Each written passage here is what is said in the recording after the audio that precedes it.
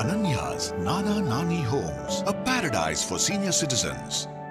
அசலானது ஸ்பெஷலானது குலாஸ் நாட்டு சர்க்கரை. ஹாலிடேஸ்னாலே அது நம்ம GT ஹாலிடேஸ் தான். South India's #1 travel brand.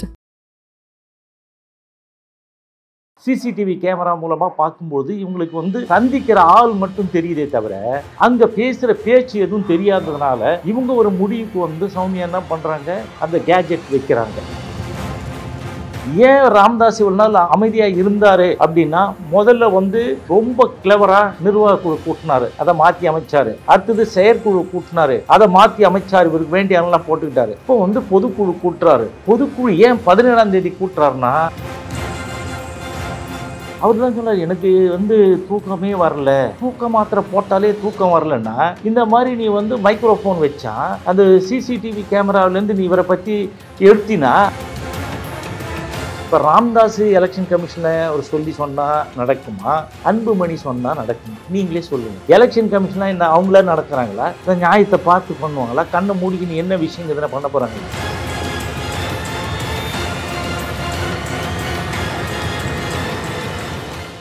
IBC Tamil நேயர்களுக்கு வணக்கம். இன்று நம்முடன் நேர்காணலில் அனைத்து இந்திய பாட்டாளி முன்னேற்ற கட்சியின் நிறுவன தலைவர் CN ராமமூர்த்தி இணைந்திருக்கிறார். வணக்கம் சார். வணக்கங்க. பாமக அன்புமணி ராமதாஸ் இடையான பிரச்சனை இன்றைக்கு கொடுத்த ஒரு ப்ரெஸ் மீட்டில், என் வீட்டில் ஒட்டுக்கேட்பு கருவி வச்சதே அன்புமணி அவர்கள் தான், உலகத்திலேயே தந்தையை ஒட்டு கேட்கிற மகன் அன்புமணி தான் அப்படின்னு சொல்லிட்டு போட்டு உடைத்திருக்கிற ராமதாஸ் அவர்கள். அதை தொடர்ந்து அது மட்டும் இல்லாமல் பொதுக்குழு ஆகஸ்ட் 9ஆம் தேதி அன்புமணி தலைமையிலான அந்த பாமக பொதுக்குழு நடக்குது. அதே போல் ஆகஸ்ட் 14ஆம் தேதி பட்டானூரில் ராமதாஸ் அவர்கள் பொதுக்குழு அறிவிச்சிருக்காரு. சொல்லுங்கள் சார், பாமக என்ன நடந்துட்டு இருக்கு, எதை நோக்கி போயிட்டு இருக்கு? நான் ஆரம்பத்திலே நிறைய தடவை சொல்லியிருக்கேன், ராமதாஸ் அன்புமணியை ஒன்றும் இல்லாதால ஒரு தூக்கி பிடிச்சி ஒரு தலைவர் மாதிரி நான் திட்டியிருக்கேன். ஸோ அதே தான் இப்போவும் நடக்குது. இவர் ராமதாஸுக்கு இதுக்கு முன்னாடி யாரெல்லாம் அந்த கட்சியில் இருந்துட்டு போகும்போது அவர் என்னென்ன வேலை செஞ்சாரோ அதே மாதிரி நெருக்கடி கொடுத்து அந்த அன்புமணியை ஓரங்கட்டணும்னு முடிவு பண்ணிட்டார். இது அடிப்படை காரணம் யாருமே புரிஞ்சிக்க மாட்டாங்க, நம்ம சொன்னாலும் கேட்க மாட்டாங்க. இந்த சைடு அன்புமணிக்கு யார், சௌமியா சொல்கிறத அன்புமணி கேட்குறாரு. அன்புமணியுடைய சிண்டு சௌமியா கையில் இருக்குது. அவர் தான் சொல்கிறாரு, மனைவி சொல் மிக்க மந்திரம் இல்லைன்னு அங்கே போயிட்டார். இப்போ ராமதாஸை பொறுத்தவரையில் அவருடைய சிண்டு யார்கிட்ட இருக்குது, சுசீலா கிட்ட இருக்குது. இதை பற்றி யாருமே பேச மாட்டாங்க. நான் சொன்னால் என்ன தப்பாக சொல்கிறீங்க. நீங்கள் ரெண்டாவது தனிப்பட்ட வாழ்க்கையை பற்றி பர்சனலாக போய் பேசுகிற மாதிரி இருக்குது. ஆனால் இதை தாண்டி இப்போ இன்றைக்கி பார்த்தீங்கன்னா அன்புமணி அவரு கட்சி ரன் பண்ணிட்டு தான் இருக்காரு. ஒரு நடைபெறும் முதற்கட்டத்தை முடிச்சுட்டு அடுத்து 2வது இடத்துக்கு ப்ரிப்பேர் ஆகிட்டு இருக்காரு. இல்லை, அதுதாங்க இவங்க சொல்றதானுங்க அவர் செய்வார். ஏன்னா இப்போ ராமதாஸ் தலைவராக இருக்காரு, இவர் கேட்கிறாருன்னு நீங்க சொல்றீங்க. பெரிய தலைவர், உங்களுக்கு பெரிய பார்வையில் பெரிய தலைவர். 96,000 கிராமத்துக்கு போறான். அவன் எந்த ஊர் கிராமத்துக்கு போற மாதிரி? நாங்கள் தான் 10 இளைஞர்கள் திரும்ப சொல்றோம், எல்லா ஊருக்கும் போய் சங்கத்தை வளர்த்து இவன் தான் ராமதாஸ்ன்னு அறிமுகப்படுத்திய தலைவர் தான். அப்போ நீங்கள் எப்படி வரும்? சண்டே போவே, அது கூட 10 நாள் வரமாட்டீங்க. முதல்ல கேமரா மூலமா பார்த்தாங்க. சிசிடிவி கேமரா மூலமா பார்க்கும்போது இவங்களுக்கு சந்திக்கிற ஆள் மட்டும் தெரியுதே தவிர அங்க பேசுற பேச்சு எதுவும் தெரியாததுனால இவங்க ஒரு முடிவுக்கு சௌமியா என்ன பண்றாங்க, அந்த கேஜெட் வைக்கிறாங்க. புரியுதுங்களா? அந்த எலக்ட்ரானிக் டிவைஸ் மைக்ரோஃபோன் வைக்கிறாங்க. மைக்ரோஃபோன் வைக்கும்போது எல்லாம் அவங்களுக்கு தகவல்லாம் வருது.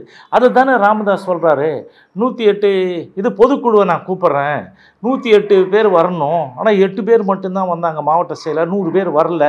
அது எப்படி ராத்திரிலாம் ஃபோன் பண்ணி சௌமியாவும் அன்புமணியும் என்ன அடிப்படை உறுப்பினர்லேருந்து நீக்க போகிறாங்க, அதனால் நீங்கள் போவாதீங்கன்னு சொல்லிட்டு சொல்கிறாங்க இல்லையா? அது எப்படி அவருக்கு லீக் ஆச்சு?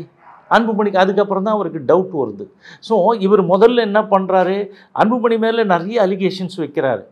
ஒன்று என்ன சொல்கிறாரு, இவன் முகநூல், அடுத்தது எக்ஸ் வலைதளம், இந்த இணையங்கள் இதில் நான் இந்த முடக்கிட்டாங்க. நானே முதல்ல சொன்னேன், இது முடக்கிடுவாங்க பாருங்கன்னு சொன்னால் முடக்கிட்டாங்க.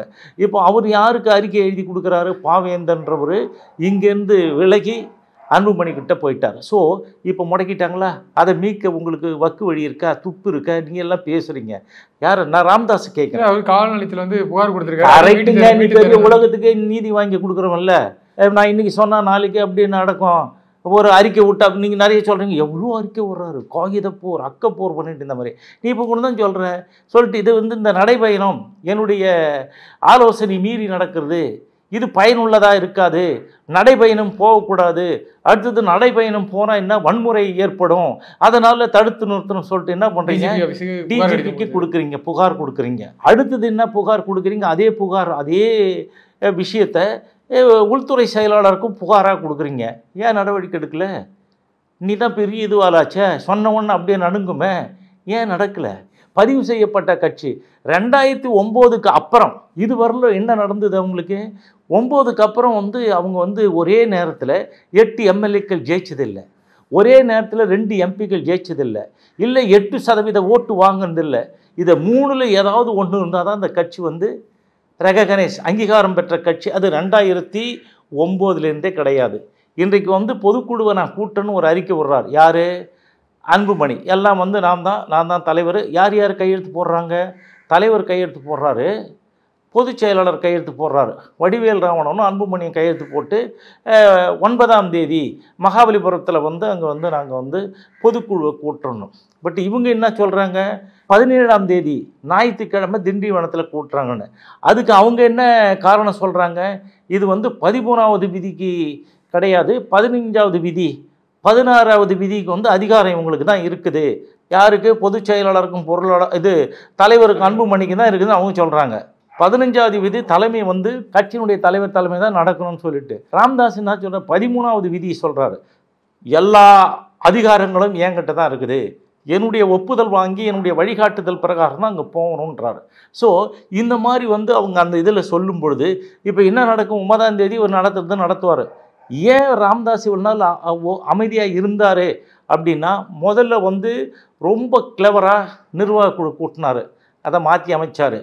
அடுத்தது செயற்குழு கூட்டினார், அதை மாற்றி அமைச்சார், இவருக்கு வேண்டியவங்களாம் போட்டுக்கிட்டாரு. இப்போ பொதுக்குழு கூட்டுறாரு. பொதுக்குழு ஏன் 17ஆம் தேதி கூட்டுறாருன்னா, இவங்க 9ஆம் தேதி முடிஞ்ச பிறகு 10ஆம் தேதி மகளிருடைய திருவிழா எடுக்கிறாங்க. எங்கே எடுக்கிறாங்க? பூம்புகாரில் எடுக்கிறாங்க.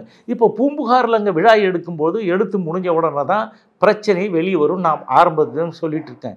இப்போ பூம்புகார் விழாவுக்கு மகளிர்களை திரட்டுறதுக்கு யார் வேலை பார்க்குறாங்க? சுசீலா அவங்க கூட இருந்தவங்க தான் வேலை பார்க்குறாங்க. சுசீலா பரந்தாமன் பேர். நான் தான் சொல்கிறேனே, பரந்தாமன் கூட யார் வேலை செய்கிறாங்க அப்படின்னு கேட்டிங்கன்னா, இந்த ஏகே மூர்த்தி ஒருத்தர் இருந்தார் இல்லையா, மந்திரியா, அவருடைய வீட்டுக்கு அங்கே 4 வீடு தள்ளி குப்புசாமின்னு ஒருத்தர் இருந்தார். இந்த குப்புசாமிக்கு இது பக்கத்தில் வடமலைன்னு ஒரு ஊர், இது அச்சிரப்பாக்கம் தாண்டி மருவத்தூர் அச்சிரப்பாக்கம் தாண்டி ஒரு ஊர் இருக்குது. அங்கே தான் அவர் சொந்த வீட்டில் தான் இந்த சுசீலாவை தங்க வச்சுருந்தாங்க. ஸோ அதுக்கு பாதுகாப்பியார்னு அவருக்கு 2 பசங்க. ஒருத்தர் பூபதி, இன்னொருத்தர் சுரேஷ். இவங்க 2 பேரும் ஏகே மூர்த்தி கிட்ட வேலை செய்கிறாங்க. இவங்க தாங்க அவங்களுக்கு பாதுகாப்பாக இருக்காங்க. அவங்கள வச்சு தான் இவர் இருக்கார்ல பங்கார் அடிகளாருடைய பையன், அவரை வச்சு இந்த பெண்கள்லாம் திரட்டுறதுக்கு இங்கே சென்னையில் உட்காந்து இவ்வளோ நாள் முகாமிட்டு பணம் கொடுத்து நீங்களாம் வாங்க, அவங்களுக்கு மன்றம் இருக்குது இல்லையா, வழிபாட்டு மன்றம், அந்த மன்றத்தில் இருக்க மகளிர்லாம் நீங்கள் பொதுவாக இந்த பூம்புகார் மாநாட்டு கலந்துக்கணும்னு சொல்லிட்டு ஆள் திரட்டிட்டாங்க. அது வேலை முடிஞ்சிடுது. ஸோ அவர் அதுக்காக வெயிட் பண்ணுறாரு. 10ஆம் தேதி நிகழ்ச்சி முடிஞ்ச பிறகு அன்புமணியை அவர் நீக்கிடுவார் அடிப்படை உறுப்பினர்லேருந்து. அதனால தான் இது வரைக்கும் நீக்காமல் இருக்கிறது காரணம் அதுதான். இது நெருங்கிட்டு ஒன்றா இருக்குது. அது நிர்வாக குழு, செயற்குழு, அப்புறம் பொதுக்குழுக்கு வராரு. ஸோ இதுக்கு நடுவில் இவங்க என்ன பண்ணுறாங்க, இவங்க அப்பரண்ட் எடுத்து, சார் 2 இல்லை சார் 2 கோஷ்டி. இது என்ன கோஷ்டி? கரகாட்ட கோஷ்டி.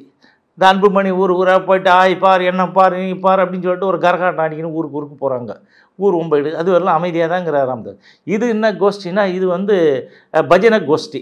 ஒரே இடத்துல உக்காந்துக்கின்னு அப்படியே நிலைய வித்வான்கள்னு சொல்லுவாங்கல்ல. ஆனால் அவங்களுக்கு ஆக்டிவேட் பண்ணி வேலை செய்யக்கூடிய திறமை இருக்குது, உக்காந்த இடத்துலையே எல்லாத்தையும் ஆப்ரேட் பண்ணுறது. சார் இப்போ தேர்தல் ஆணையம் லிஸ்ட் விட்டாங்களா, அதில் கூட அலுவலகம் டி நகர் அலுவலகம் தான் இருக்குது. அதுக்கு முன்பே ராமதாஸ் அவர்கள் சொன்னார் அலுவலகம் அங்கே தைலாபுரம் இல்லை. முதல்ல என்ன பண்ணார், அவர் அலுவலகம் இதுலேருந்து முதல்ல நாட்டுமுத்த நாயக்கன் தெரியுங்க, அதை மாற்றி அந்த இவருக்கு அலுவலகம் டி நகர்லேருந்து இருக்குது. அது ஒரு சேட்டு வீடு ஆக்கிரமிப்பு பண்ணி வச்சுருந்தானுங்க.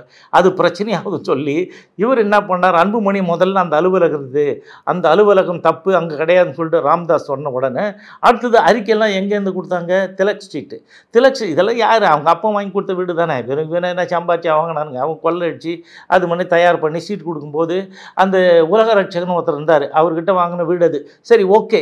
இப்போ இங்கே இருந்துட்டு நீ அறிக்கை கொடுக்குற, அறிக்கை கொடுத்துட்டு போனதுனால அதனால் மாறிவிடுமா என்ன?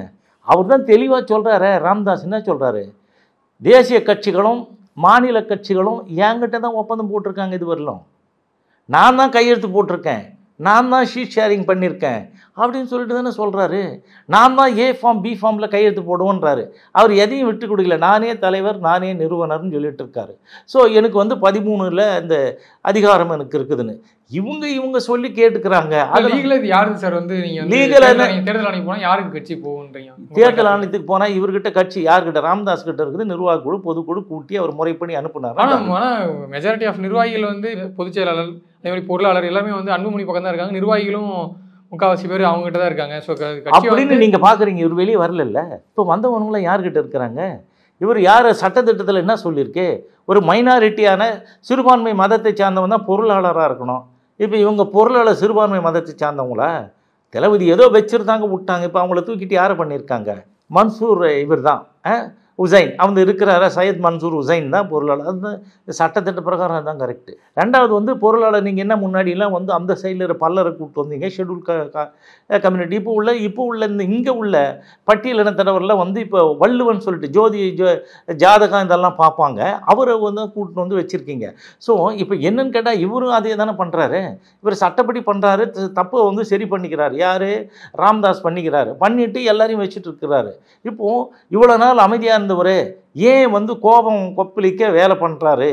அவர் தான் சொன்னார், எனக்கு வந்து தூக்கமே வரல, தூக்க மாத்திரை போட்டாலே தூக்கம் வரலன்னா இந்த மாதிரி நீ வந்து மைக்ரோஃபோன் வச்சா அந்த சிசிடிவி கேமராவிலேருந்து நீ இவரை பற்றி எடுத்தினா அவருக்கு எப்படி தூக்கம் வருது? இதுதான் மைக்ரோஃபோன் வச்சு மானிட்டர் பண்ணுற அளவுக்கு அன்புமணி மேலே வந்து ஒரு குற்றச்சாட்டை வச்சிருக்காரு. இன்னும் காவல்துறை விசாரணையில் இருக்குது, சைபர் கிரைம் விசாரணையில் இருக்குது. விசாரணை நாங்கள் ஏங்க அதுதான் ஏற்கனவே தெரியுமா? அதெல்லாம் இவர் ராமதாஸ் அதெல்லாம் சுரண்டி எடுத்து தானே கொடுத்தாரு. ஸோ வந்து இவங்க யார் மூலியமாக சார் வச்சுருப்பாங்க? இப்போ டேரெக்டாக வந்து ஏங்க அவங்க உள்ள ஏங்க இங்கே ஒன்றும் இல்லை, நான் பச்சையாக சொல்லட்டோங்களா, அங்கே உள்ளே இருக்கிறவங்களாம் யார் ஆளுங்க? ஒன்று அன்புமணி ஆளுங்க, இன்னொன்று சுசிலா ஆளுங்க. நல்லா சொல்கிறங்களுக்கு அங்கே தோட்டத்தில் வேலை செய்கிற இவங்களாம் ஜென்ஸ் இருக்காங்கல்ல, அவங்கெல்லாம் வந்து அன்புமணி இவர் ராமதாஸ் வீட்டில் வேலை செஞ்சால் அவங்க ஒய்ஃபுங்கெல்லாம் வந்து இவங்க வீட்டில் வேலை செய்கிறாங்க. சுசிலா வீட்லேயும் அந்த கவிதா அந்த காந்திமதி வீட்டில் தான். இது பச்சையாக தான் நான் சொல்கிறேனுங்க, இது எல்லாம் உண்மை தானே, இதில் எந்த மாற்று கருத்துக்கும் இடம் இல்லையா? இப்போ இவங்களுடைய டிரைவர் தான் சுசிலா வண்டி ஓட்டுவாங்க. நடுவில் போய் அவங்க அம்மாலாம் போய் பார்த்துருந்தாங்களே சார்? ஏங்க அது சரி, ஒரு நாள் வந்து இவர் வந்து சரி அம்மா போய் பார்த்தாங்க, பார்த்ததுனால சண்டை போட்டு வந்தவொடனே தானே அவங்க வராங்க இங்கே. ஸோ நீ அமைதியாடுறா, நீ சொன்ன அப்பா சொல்கிறத கேள்றான்னு சொல்லிட்டு போயிட்டாங்க. ஸோ அவங்க சொல்கிறது கேட்குது இல்லைங்க. நான் வந்து தலைவராகணும், நான் வந்து மேலே வரணும், நான் தான் பொட்டி ஸ்வீட் பாக்ஸ்லாம் வாங்கணும்னு அந்த முடிவு பண்ணிட்ட மாதிரி. ரெண்டாவது அவன் பேரில் இருக்கிற கேஸு, இதை விட என்ன விளக்கமாக நம்ம சொல்கிறது? இப்போ ராமதாஸ் மேலேயே ஏன் கம்ப்ளைண்ட் கொடுத்தேன்? அவன் பேரில் ஒரு படம் எடுக்கிறான், அந்த படத்துக்கு ப்ரொடியூசர் யார்? கடத்தல் பேர் வழி தான் இதில் வந்து ஃபைனான்சியர். ஸோ இதை போய் இவங்க பேர்லாம் பண்ணு, இன்கம் டேக்ஸ் ரைடு விடு, இடி அனுப்புன்னு சொல்லிட்டு யார் போய் சொல்லிட்டு வந்தது? அன்புமணி முன்னாடி டெல்லிக்கு போனார், வேறு என்ன வேலை பார்த்தாரு? இது தான் பார்த்தாரு. இவங்க ஒரு லெட்டர் கொடுத்தாங்கன்னா அது வந்து தெரியாமல் கூட கொடுக்கலாம். அந்த ஆள் வச்சு அங்கே கொடுக்கும்போது சென்ட்ரல் மினிஸ்டர் அந்தவர் போனார்னா அவருக்கு வந்து கொடுத்தது முதல்ல போயிருக்கலாம். ரெண்டாவது இவர் லெட்டர் போய் சேர்ந்ததுன்னா அது வரும்போது அது மாற்றி போகும். டெல்லியில் யாரோட பேச்சு சார் எடுக்கணுன்றீங்க? ஏன்னா வந்து நடுவில் வந்து ஆடிட்டர் குருமூர்த்தி இவங்கெல்லாம் போய் பேச்சுவார்த்தைலாம் நடத்திட்டு வந்தாங்க. ஆனால் இப்போது ஓகே, அடுத்து வந்து கட்சி யார் கையில் போகுது? ஏன்னா தேர்தல் நெருங்கிட்டு இருக்கு, எல்லா கட்சியும் தேர்தல் வேலையை ஆரம்பிச்சிட்டாங்க. ஸோ அடுத்து கட்சி யார் கையில் கொண்டு போகிறது? இல்லாத கட்சிக்கு என்ன ஒரு தேர்தல் வேலை? இன்னைக்கும் பாமகவுக்கு கூட்டணி, பாமக யார் கூட்டணிக்கு போவாங்கன்ட்டு அப்படி நீங்கள் நினைக்கிறீங்க? அதெல்லாம் கட்சிகள்லாம் எல்லாம் முடிவு கட்டாங்க. இது வானா இது வந்து அனாதை பேர் வழிகள் போக்கிடமற்றவர்கள்னு சொல்லிட்டு எல்லாரும் எல்லா கட்சியும் அவங்கவுங்க வேலையை பார்க்குறாங்க. இவங்க வந்ததுனால அப்படியே 1 இயர் ஃபுல்லாக இவங்க தான் இருக்காங்களா? இல்லை அவ்வளோ பேர் ஓட்டும் போட்டு ஏதாவது டெஸ்ட் பண்ணி காமிச்சிருக்கீங்களா? இந்த டெஸ்டட் பாத்தில் எவ்வளோ ஓட்டு வாங்கியிருக்காங்க, எத்தனை % வாங்கியிருக்காங்க சொல்லுங்கள். இல்லையே, நீங்கள் வந்து ஜெயிக்கவே இல்லையே, அப்படியே வர வர வர ஒன்றும் இல்லாமல் போயிட்டீங்க. அதனால தான் இந்த பொதுக்குழுவை கூட்டும்போது ராமதாஸ் என்ன சொல்கிறாரு, அவங்க சார்பாக உள்ளது 18 ஆண்டுகளுக்கு முன்பாக வந்து யாரை அன்புமணி வந்ததுலேருந்து அவர் அதை தான் சொல்கிறார். வந்ததுலேருந்து இந்த கட்சி பொறுப்பில் வந்ததுலேருந்து சீரழிச்சிட்டாங்க, இவர்களை வந்து நம்ம ஓரம் கட்டணும். ஆகவே அது பொதுக்குழு அல்ல, இதுதான் பொதுக்குழு, அவள் கார்பரேட் மாதிரி நடத்திட்டு இருக்கு கம்பெனின்னு சொல்லிட்டு இப்போ அறிக்கை விடுறாருல்ல. இன்னைக்கு வந்தது அன்புமணி ராமதாஸ் நடத்த பொதுக்குழுக்கு ராமதாஸ் அவர்களுக்கும் அழைப்பு எடுக்கிறதுக்கு வாய்ப்பு இருக்குது. ஏன்னா வந்து நிறுவனன்ற பேரில் அவரையும் நாங்கள் வந்து அழைக்க போகிறோன்னு சொல்லிட்டு செய்தியெல்லாம் வந்துட்டு இருக்கேன் சார். அது ஏங்க இவர் கூட்ட அவர் போயிடுவாரா? நீங்கள் சொல்லுங்கள். சரி, அன்புமணி வந்து இதுக்கு மகளிர் மாநாட்டுக்கு கூட்ட போயிடுவாரா? அன்புமணி வந்து மகளிர் மாநாட்டுக்கு கூட்ட போயிடுவாரா? சரி, 10.5% வந்து நாங்கள் போராட்டம்னு சொன்னார். போராடட்டும் அப்படின்னு சொல்லிட்டு போயிட்டாரு. அங்கே போயிட்டாரா? சரி, நீ வந்து நடவடிக்கை எடுக்கிறல்ல, நீ தான் ரொம்ப போல்டான ஆளாச்சே, எவ்வளோ பேர் என்னெல்லாம் பார்த்தால் தானே, நீ யாரை நீக்கிற? அன்புமணியை விட்டுட்ட. அன்புமணி கூட இருக்கிற 4 பேரை நீக்கிற. 3 எம்எல்ஏக்களை வந்து அடிப்படை உறுப்பினர்லேருந்து நீக்கிட்ட. அந்த பாலுன்றவரையும் அடிப்படை உறுப்பினர் நீக்கிட்ட. ஒரு கமிட்டியும் கிடையாது, ஒரு ஒழுங்கும் கிடையாது அந்த கட்சியில். அதில் வந்து என்ன, அவங்க வந்து ஒழுங்கு நடவடிக்கை குழு முன்பாக அவர்கள் ஆஜராகி அவங்க வந்து பதில் சொல்லணும்னு சொல்கிறேன். புரியுதுங்களா? சரி, இதெல்லாம் வந்து ஒன்றும் இது உருப்படுறதுக்கான வேலையே கிடையாது. உங்கள் 2 பேருக்கும் என்னன்னு கேட்டிங்கன்னா, இந்த சொத்து பிரச்சனை போய் இப்போ கட்சி பிரச்சனை. சொத்தை பிரித்து கொடுத்துடலாம். கட்சி எப்படி பிரித்து கொடுக்க முடியும்? பச்சைவனுங்க தானே. ஒரு ஒழுங்காக ஏதாவது பேசணும்ல. உங்கள் அப்பாவை, உன் குடும்பத்தை பார்த்துக்கிறதுக்கு அவங்க சொல்படி கேட்க முடியாத ஒரு பையன் எப்படி சார் கட்சி நடத்துவான்? சரி, ஓகே சார். இப்போ நீங்கள் சொல்கிறீங்கல்ல வந்து ராமதாஸ் அவர்களும் அன்புமணி வந்து இன்னும் கட்சியை விட்டு நீக்காம தான் வச்சிருக்காரு. ஆமாம். அதே போல் நீங்கள் சொல்கிறீங்க ஏன் அன்புமணி வந்து பணிஞ்சு போகலாம்ல, ஏன்னா அடுத்த கட்சி கைக்கு தான் ஆட்டோமேட்டிக்காக வரப்போகுது, ஏன் இப்போ இவரும் இறங்கி போல அவரும் கட்சி விட்டு நீக்காமல் வச்சிருக்காருல்ல, இதுக்கு என்ன காரணம்னு பார்க்க? அதான் சொன்னேன், சுசிலா தான் காரணம். நான் ஆரம்பத்துலேயே சொன்னேன், யாரும் கேட்க மாட்டேங்க. சுசிலா நம்பர் 1 கொடுக்குறேன், பேசுங்க. சுசிலா வந்து என்னை பார்த்துட்டு நான் இதெல்லாம் பேட்டியெல்லாம் பார்த்தேன்னா அந்த சைடு அவர் எந்த சைடு இருக்கிறாரு சிஎன்ஆர்னு சொல்லிட்டு எனக்கு வணக்கம் போடுறாங்க, சொல்கிறாங்க. என்னை எப்பயாவது சொல்கிறாரு. அந்த அம்மா சுசிலா ஏன் நான் இவ்வளோ தூரம் சொல்கிறேன்னா, அவங்க இங்கே பத்திரிகையாளர் எல்லார்கிட்டையும் தொடர்பில் இருக்காங்க. ஸோ கட்சி வந்து இப்போ ஆகஸ்ட் 9 ஒரு பொதுக்குழு, 17 ஒரு பொதுக்குழு. சொல்லுங்கள் சார், இந்த பொதுக்குழு யார் இப்போ அந்த பொதுக்குழு என்ன நடக்கிறதுக்கான வாய்ப்புகள் இருக்குன்னா, கட்சி விட்டு நீக்கிறதுக்கான வாய்ப்புகள்லாம் இருக்குன்னு சொன்னீங்க. ஸோ அதுக்கான வாய்ப்புகள்லாம் இருக்கா? முக்கிய முடிவு இந்த உட்கட்சி குழப்பம் இந்த பொதுக்குழுவோட ஒரு முடிவுக்கு வரதுக்கான வாய்ப்புகள் இருக்குது. யாரோ ஒருத்தர் கையில் வந்து கட்சி போகிறதுக்கான வாய்ப்புகள் இருக்குது. ஒரு கையில் இல்லை, இது ஒன்று தனி கேஸு, அது ஒரு தனி கேஸு, இது இடம் அது வளம் அப்படின்ற மாதிரி போயிடும். ஸோ இப்போ வந்து என்ன பண்ணுவார், இவர் பொதுக்குழு கூட்டு ஐயாவுடைய கனவுகளை தான் நாங்கள் நிறைவேற்றுவோம், அதற்காக தான் பாடுபடுவோம். இப்போ வந்து அந்த ஒரு கடுமையான சோதனையான காலம், அதனால் வந்து இதையே கடந்து போவோன்னு சொல்லிட்டு யார் சொல்லுவார்? அன்புமணி சொல்லுவார். அதோட முடிஞ்சிடுது. அவர் வந்து அந்த குழுவை நடத்திடுவார். எது, இந்த மகளிர் மாநாடை நடத்திட்ட பிறகு அங்கேயே சிலது சொல்லுவார். அதுக்கப்புறம் 17ஆம் தேதி என்ன பண்ணுவார், அன்புமணியை ஏற்கனவே நீக்கலன்னு சொன்னாங்கல்ல, கட்சி இருந்து தலைவர் வந்து இன்னொருத்தர் அதிரடியாக நீக்கி அவர் விட்டுருவார், நீக்கிடுவார், கட்சியை விட்டு போடான்னு சொல்லுவார். அதுதான் நடக்கும். அவர் அன்புமணி புதுசாக கட்சி ஆரம்பிக்கிட்டோம். என்றைக்கு வந்து அவர் சொல்கிறார்ல, அன்புமணி புதுசாக கட்சி ஆரம்பிக்கிட்டோம், சரிங்க, அவர் புதுசாக கட்சி ஆரம்பித்தால் நான் வாழ்த்துவேன், அன்றைக்கே சொல்லிட்டார. அவர் வந்து அவருடைய இதில் வந்து ஸ்ட்ராங்காக இருக்கிறார். ஏன்னா இது வந்து உருப்படாமல் போச்சு. அதான் சொல்கிறாரு, 18 வருஷத்துக்கு முன்னாடி கார்ப்பரேட் நிறுவனம் மாதிரி ஆனது முழுக்க முழுக்க கார்ப்பரேட்டே ஆயிடுது, அதனால தான் இதுக்கு நீங்கள் போகாதீங்கன்றாரு. யார்? ராம்தாஸ் சொல்கிறாரு. அவங்க ஆட்கள் அதை தானே சொல்லிட்டு இருக்காங்க. இது வந்து ஒன்று சேர்றதுக்கான வாய்ப்பு இல்லை. அப்போ உங்கள் குற்றப்படி பார்த்தா பாமக வந்து முழுக்க வந்து ராமதாஸ் கிட்ட தான் இருக்கும். அன்புமணி வேணால் வெளியே வந்து புது கட்சி ஆரம்பிக்கிறதுக்கான வாய்ப்புகள் தான் இருக்குது. அவ்வளோதான், வேறு வழி இல்லை. அவளுக்கு துரத்தி விட்டா அப்புறம் என்ன, ஒன்றும் கிடையாது. அவர் எலெக்ஷன் கமிஷனாக இருக்குல்ல சார், தேர்தல் ஆணையம் அங்கீகாரம். ஏங்க தேர்தல் ஆணையம் அங்கீகாரம்லாம் அது என்ன கிடக்குது? ஒரே நாளில் இவர் வந்து பிஜேபி கூட கூட்டணின்னு சொன்னால் இவர் கண்டுக்குவாங்களா? யார்கிட்ட ஒப்பந்தம் போட வருவாங்க? நீ அமைதியாக இருந்தா, ஒன்றுமே இல்லாட்டாலும் அமைதியாக இருந்துடு, தொண்டனாக இருந்து வேலை செய்ய போகிறோன்னு வேலை செய்யி, அப்படி தான் சொல்லுவாங்க. யார்கிட்ட? பாமகவில் தொண்டனார் அன்புமணி, நீ தொண்டனாக இருந்து கொஞ்சம் நாளைக்கு வேலை செய்யி, அவர் தான் வந்து அத்தாரிட்டி. இப்போ கட்சி உடையாமல் இருக்குன்னு போகணுன்னா யார்கிட்ட வருவாங்க?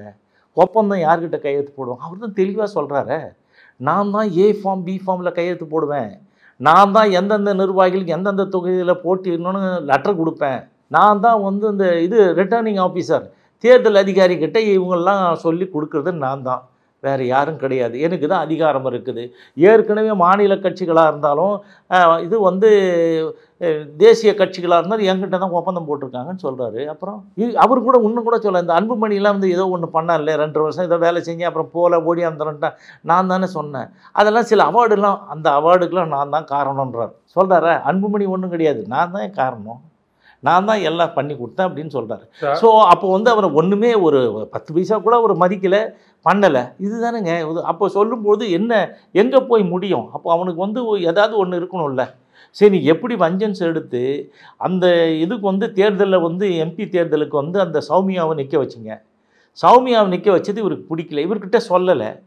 அதுக்கப்புறம் தானே தெரிய வருது. அதுக்காக போய் வேலை செஞ்சு அவர் வந்து தோக்கடிக்கணும்னு சொல்லிட்டு தானே வேலை செஞ்சுட்டு வராரு.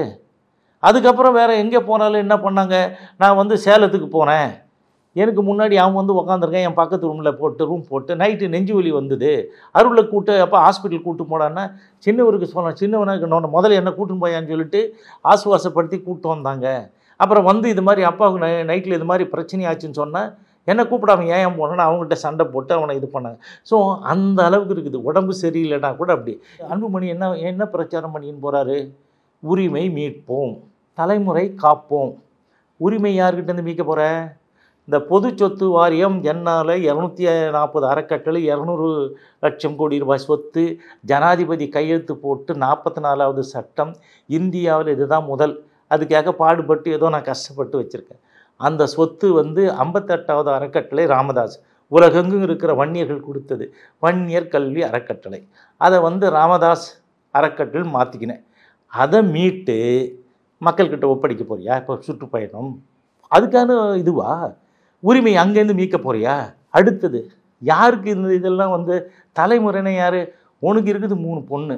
3 பொண்ணையும் காப்பாற்றுறதுக்கு, தலைமுறை காக்கிறதுக்காக அவங்கள அரசியல் கொண்டு வரதை நீ வேலை பார்க்குற. இதை தவிர பச்சையாக வேறு என்ன பண்ணுறீங்க? 2 பேருமே இந்த சமுதாயத்துக்கான இன துரோகிகள். நினைக்கிறீங்க சார்? இப்போ அன்புமணியோட அவங்க ஆதரவாளர்கள்லாம் பார்க்குறது அடுத்து சின்னையா தான். ஏன்னா வந்து இங்கே மோஸ்ட் ஆஃப் நிர்வாகிகள் எம்எல்ஏஸ் எல்லாமே இருக்கிறது வந்து இப்போ இவர்கிட்ட தான் இருக்காங்க. ஸோ அதே போல் அன்புமணி அவர்கிட்ட அதே போல் அந்த பொதுக்குழு கூட்டி தலைவராக தேர்ந்தெடுத்தாங்க இவரை. ஸோ அது வந்து இவரை நீக்கம்னு சொல்லி ஆரம்பிச்சது ரத்து பண்ண, அது வந்து செல்லாது. ஸோ பொதுக்குழுவாக கூட்டி அதுக்கப்புறம் தான் நீக்கம் பண்ணணும். அதுக்கு முன்னாடி ஒரு பொதுக்குழு கூட்டி இவர் வந்து தலைவராக பொதுக்குழு முடிவு பண்ணிடுச்சுன்னா அதுக்கப்புறம் வந்து ராமதாஸ் அவர்களுக்கு ஒரு பொதுக்குழு கூட்டி அதில் அறிவிக்கிறது வந்து எப்படி செல்லும்ன்ற ஒரு கேள்வி வந்து முன்வைக்கிறாங்க. இல்லை, இது முன்னாடியே இது பண்ணதுனால தப்பு சரியாயிடுமா? இவர் 9ஆம் தேதி நான் முந்திக்கிட்டேன், நான் வந்து கூப்பிட்டேன் நடத்துறேன். ஏங்க அது ஒன்றுமே இல்லை. இவங்க வந்து எம்எல்ஏக்கள் அதிகம் இருக்கிறாங்க, அவங்க குறைவாக இருக்கிறாங்க. இவர் தான் வந்து 2022 இல்லை பொதுக்குழு கூட்டி நியமனம் பண்ண பொதுச் செயலாளர் வடிவேல் ராவணன், பொருளாளர் திலகபாமா, அதே மாதிரி தலைவராக அன்புமணி. ஸோ இவர் எல்லாத்தையும் வந்து தன்னெழுச்சியாக தானே நீக்கினாரு, பொதுக்குழு கூட்டி நீக்கல. இல்லைங்க, அது 25ஓட முடிஞ்சதுன்னு சொல்லிட்டாரா ராமதாஸ்? அவன் 25ஓட மே மாதத்தோட முடிஞ்சு போச்சு. அப்போ அவங்க எல்லாம் என்னாச்சு, பனால் ஆயிடுது. இப்போ புதுசாக இவர் பொதுக்குழு கூட்டி இவர் தான் நியமனம் பண்ணணும். அதுக்கு தான் முன்னாடியே நியமனம் பண்ணுறதை கன்ஃபார்ம் பண்ணுவார். இன்னொரு விஷயம், இவங்க இன்னும் 2 பேரும் எம்எல்ஏ அப்படி போட்டாங்க, அங்கே கொண்டு போய் லெட்டர் கொடுக்குறாங்க. என்ன லெட்டர் கொடுக்குறாங்க? இவர் தான் கொறடான்னு. இல்லாத கட்சிக்கு ஏரியா கொறடா, போயிட்டு வாயான்னு சொல்லிட்டான்ல சபாநாயகர். இப்போ அங்கே ஒன்றும் முறையீட்டுன்னு பண்ண முடியாது. அங்கே வந்து இப்போது நீ வந்து இருக்கிற ஆளை இன்ஃப்ளூயன்ஸ் பண்ணுவேன். என் நண்பர் அப்படின்னு சொல்லிட்டு யார் சொல்கிறாரு? மோடி யாரை சொல்கிறாரு? மூத்த தலைவர், உயிரோட வயசை வச்சு அவர் ஒன்றும் பெரிய சர்வீஸ் பண்ணி இல்லாட்டாலும் மூத்த ராமதாஸ். இப்போ ராமதாஸ் எலெக்ஷன் கமிஷனில் அவர் சொன்னால் நடக்குமா? அன்புமணி சொன்னால் நடக்குமா? நீங்களே சொல்லுங்கள். எலெக்ஷன் கமிஷன்லாம் என்ன அவங்களா நடக்கிறாங்களா? இந்த நியாயத்தை பார்த்து பண்ணுவாங்களா? கண்ணை மூடிக்கின்னு என்ன விஷயங்கிறதுனா பண்ண போகிறாங்களே, மேலேருந்து சொல்கிறது செய்ய போகிறாங்க. அன்புமணி ஏன்னா நமக்கு ரொம்ப தொல்லையே கிடையாது. அன்புமணி வந்து தொண்டனாந்து வேலை செஞ்சு போப்பா, இன்னும் இருப்பா, அவர் தான் இவ்வளோ வயசாச்சு, கொஞ்ச நாள் தானே நீ தொண்டனா இரு, அதுக்கப்புறம் பார்த்துக்கலாம் அப்படின்னு தான் சொல்லுவார். அதுதான் நடக்கும். அவருக்கு என்னென்னா நம்ம வந்து ஸ்வீட் பாக்ஸ் நம்ம வாங்கணும் அந்த தரன்னு முடிவு பண்ணிட்டா மாதிரி. எப்பயும் வாங்குகிற ஆள் என்ன பண்ணுவார்? விட்டு கொடுப்பாரா? சூட்கேஸ் பார்ட்டி அது வந்து அவர் அதுக்கு பார்க்குறாரு. பச்சை அதுதான் சார், வேறு ஒன்றும் இல்லை. இறுதியாக வந்து பொதுக்குழுக்கு பிறகு வந்து கட்சி முழுக்க ராமதாஸ் பக்கம் போகிறதுக்கான வாய்ப்புகள் தான் அதிகம் அப்படின்னு சொல்லி. இல்லை, ராமதாஸே தாங்க. எனக்கு ராமதாஸை பிடிக்காது, நான் திட்டுறேன், எல்லாம் கரெக்டு. இந்த விஷயத்தில் அதுதான் நிறைய பேர் நினச்சிட்டு இருக்காங்க. இப்போ ஒரு மாமியார் என்ன மருமகள் நல்லா படிச்சிருப்பாங்க, விவரமாக இருப்பாங்க, அறிவு ஆற்று திறமை நல்லா இருக்கும், அதெல்லாம் ஒன்றா திரட்டி மாமியார்கிட்ட சண்டை போடுவாங்க. இந்த மாமியார் வந்து அனுபவம்னு ஒன்று இருக்குல்ல, அதை அனாவசியமாக ஹேண்டில் பண்ணுவாங்க, பண்ணிவிட்டு இந்த பிரச்சனையை சால்வ் பண்ணுவாங்க. ஸோ அது மாதிரி தான் இப்போ ராமதாஸ் வந்து நீங்கள் வந்து நான் நிறைய தடவை அந்த சொன்னேன்னா என்னன்னு தெரியல. இப்போ வந்து ஒரு பாம்பு இருக்குது. இப்போ வலது கையை காமிச்சா பாம்பு எந்த பக்கம் பார்க்கும்? அதனுடைய அட்டென்ஷன் எங்கே சார் இருக்கும்? வலது கை பக்கம். அது கொஞ்ச நேரம் அப்படி காமிச்சிட்டு ராமதாஸ் என்ன பண்ணுவோம் தெரியுங்களா? டப்புன்னு இடது கையால் பாம்பையை தூக்கிடுவோம் மாதிரி. கண்டிப்பாக சார், பொறுத்திருந்து பார்க்கலாம். இதுக்கப்புறம் நீங்கள் சொன்ன மாதிரி பொதுக்குழு கூட போது 2 தரப்பும் வந்து கூட்டுறாங்க, என்ன நடக்குதுன்ட்டு நீங்கள் அடுத்து நம்ம சந்திப்பு வரும்போது ராமதாஸ் தான், அப்புறம் ராமதாஸ் தான் எல்லாம். நீங்கள் பாருங்கள், அதாவது சார் இவங்க போய் எல்லாம் நட்டுக்குனே போகலாம் சார், எல்லாம் நிமித்திட்டேன். ராமதாஸ் முடியாட்டாலும் ஒரு ஊர் ஒன்றுனா எல்லாத்தையும் சீவி எல்லாத்தையும் எரிஞ்சிட்டு வந்துடுவார். ஒன்றுமே இருக்காது, எல்லாம் தரமட்டமாகும். கண்டிப்பாக சார், நேரம் ஒதுக்கி நிறைய தகவல்களை பகிர்ந்துட்டீங்க. நேரத்துக்கு நன்றி சார். நன்றிங்க, வணக்கம். Ananya's Nana Nani Homes, a paradise for senior citizens. அசலானது ஸ்பெஷலானது குலாஸ் நாட்டு சர்க்கரை. ஹாலிடேஸ்னாலே அது நம்ம GT Holidays தான், South India's #1 travel brand.